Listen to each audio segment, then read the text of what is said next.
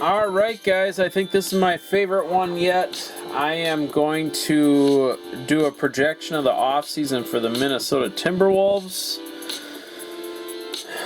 They have made quite a few changes already at the deadline, picking up D'Angelo Russell, but they got to figure out a couple more deals here.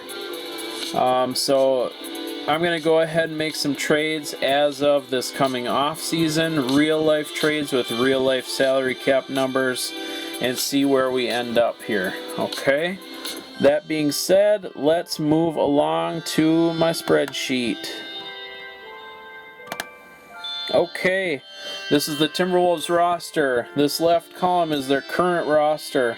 This right column is the players that they will still have under contract for next year. This column shows their draft picks for the upcoming draft. This column shows their upcoming free agents. These are all their draft assets. These are the players they have rights to, which are none. Okay, so first things first, we always look at the free agents. What can we do with these free agents? First of all, James Johnson. Oh, before we go ahead, I have a cap hold number here that reflects the cap hold numbers of the free agents. And then this is the total amount owed if we keep all the players on that list. Okay? First things first, we're going to renounce Turner. We're going to renounce Hernan Gomez. Okay? We're definitely not renouncing Malik Beasley because he tore ish up since the trade from Denver. Okay? James Johnson's definitely going to accept his player option. He's not going to get anywhere near $15.8 million anywhere else, okay? So that cuts our 44.9 cap hold down to 6.8 for Malik Beasley, okay? That already drops us below the salary cap. Now keep in mind, we're going based off their projection of $116 million for a salary cap. Granted, things can change with the pandemic. They're saying it potentially could even drop below the 109 that it currently is. It's way too hard to tell that right now, though. There are so many options, so many things that could happen. So we're going based off the 116 that it was originally projected. Okay. Okay. Next thing we're gonna do. We have some non-guaranteed contracts.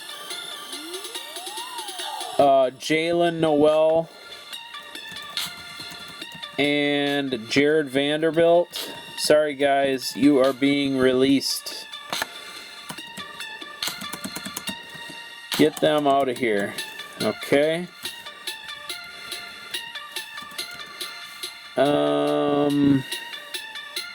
Yeah, that's it. Okay. So that cuts the roster down quite a bit. Okay. Now, first deal that I'm going to make, I'm going to try to look for something. Let's see, how do I say this? Karl Anthony Towns, what's the number one criticism? He's in a center body, but he doesn't know how to play defense like a center. He wants to be more of a 4. Minnesota keeps saying that's the issue. You know, I love that they got James Johnson. I think James Johnson is actually a really good complement to Karl Anthony Towns. But he's had a lot of inconsistency, a lot of injury issues in his career. So I don't think that they can count on that. I don't think they want to count on that. I think a better situation for them is to trade and then pick up a free agent. So I'm going to show you that right here. What we're going to do, we're going to take Spellman and Layman. Okay.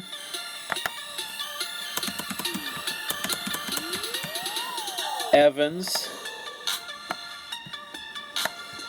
Because quite frankly, none of these guys are going to do anything for this team. Layman was getting some minutes. But you'll see the player they're going to get back here will take any chance Layman had of playing will be gone. James Johnson's also going to be in this deal.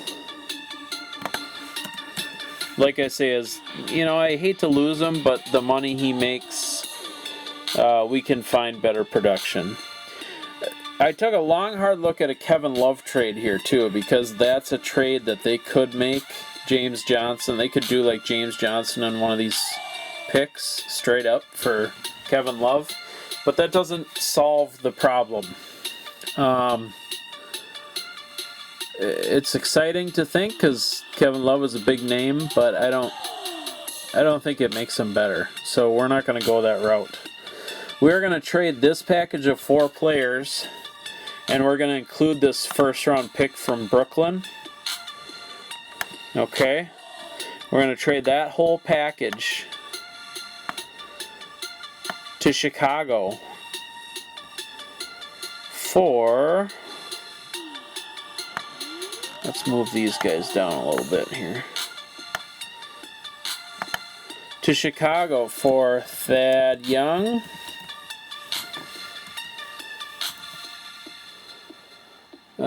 let's see, what's Thad Young making these days? 13.5. And Tomas Sato.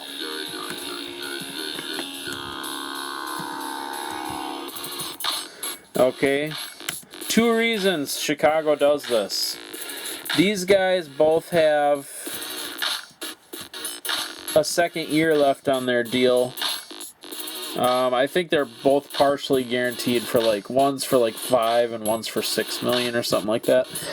But that gives Chicago a lot of options for next year. They brought in a new director or new GM or whatever his title is.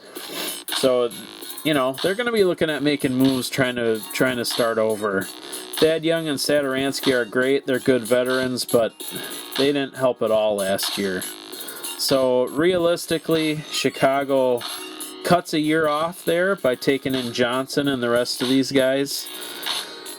And they get an extra first-round pick out of the deal. Top 15 pick, not too bad to get one less year of contracts. Okay? So it's a kind of a double whammy for Chicago. Makes perfect sense. Makes perfect sense for Minnesota because they've got a great young core now with Russell and Towns.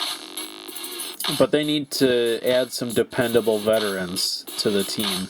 Thad Young can fill in at that 4. He can be a bench guy and bring some energy, whatever it might be. Satoransky gives you that point guard backup possibility behind Russell. Because Russell can play some 2, whatever it turns out to be, gives you some versatility there. 2 dependable veteran backups that are versatile. Okay, so that's the first move. Let's see here. Second move. What else are we gonna do here? 16.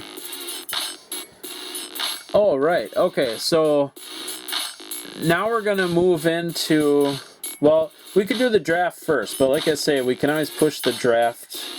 I like doing free agency first because the draft numbers you can wait until after you're over the salary cap. Right now we have $16.6 million to work with. I think that would be plenty to go and sign a guy like Serge Ibaka. Okay, you look at Toronto. Toronto's got a lot of guys expiring this year, and I don't see how they bring them all back. One of those guys is going to be a free agent, either Gasol or Ibaka, or both, depending on what they end up doing. So we're going to keep our fingers crossed that Serge Ibaka is available.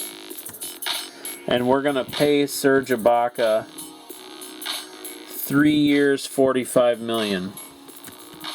So he's going to make $15 million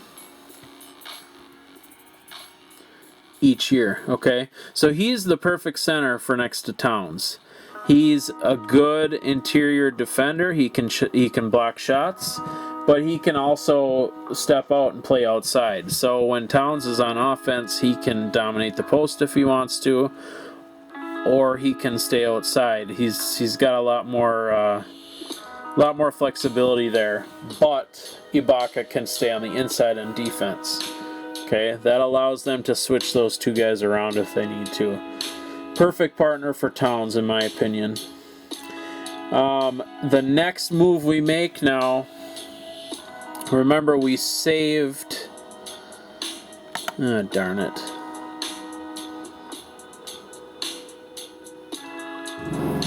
$532. There we go. Okay. So we saved the $6.8 million cap hold from Malik Beasley. Okay. Now we're only $2 million off the cap. Off the salary cap. So now we're going to go ahead and extend Malik Beasley. Okay. Malik Beasley.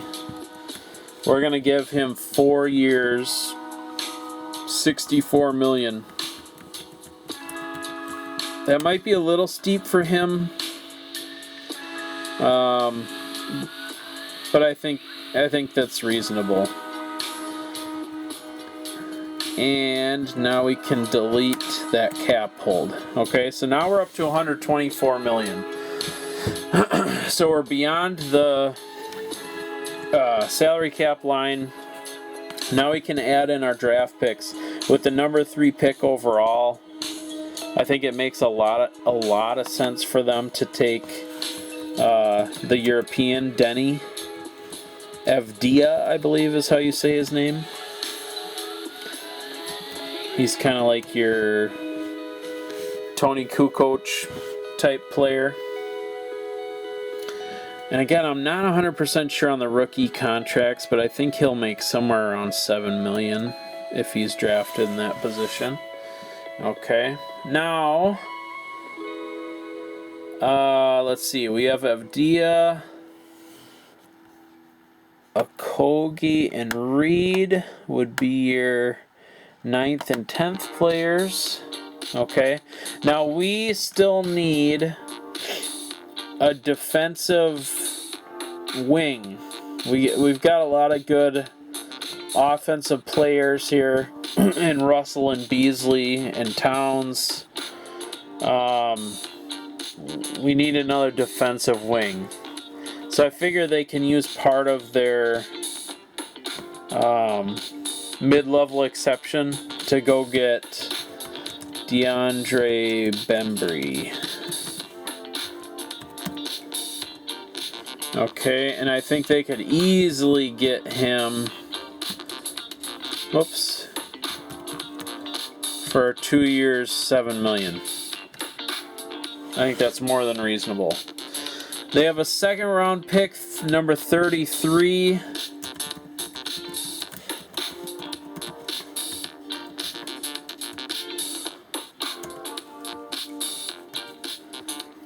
I think they could grab Killian Tilly from Gonzaga. He's a shooting forward center. That gives them some floor stretching that they lose from when they traded Layman. Okay. Now, don't forget we had McLaughlin down here who played a lot last year. They can always add him as an extra, as a 13th player. And, you know, just like with the other teams, we can fill in 1 or 2 other guys here at the bottom. But we all know those guys aren't huge in the big picture. But I think this gives them a reasonable lineup here. You keep Beasley around to go with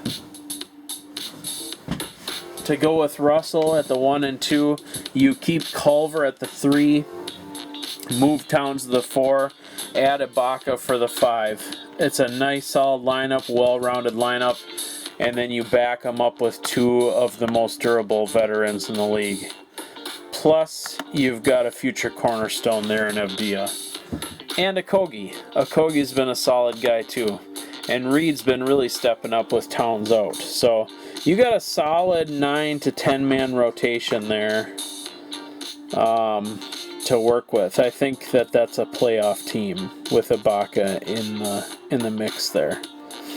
So yeah, let me know what you think about that. They've still got most of their picks. Granted, their pick next year will probably go to Golden State.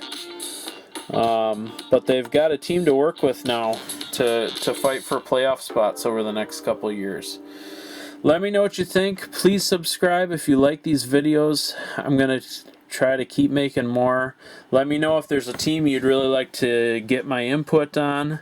Let me know if you think I'm full of crap and these videos suck. I'd love to know either way. All right, thanks guys. Have a good day.